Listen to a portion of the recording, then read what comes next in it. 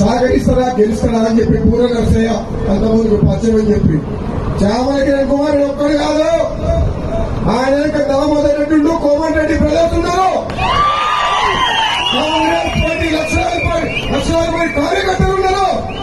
పూర నరసయ్య నువ్వు ఒక్కసారి ఎంపీ అని ఏం చేసినావు తెలుసు.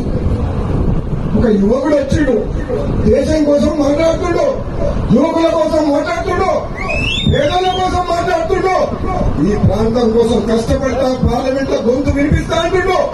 అటువంటి వ్యక్తిని గెలిపిద్దామా? కులం మతం తెలవదు, మాకు తెలిసింది ఒక్కడే, మా రక్తం కాంగ్రెస్ రక్తం.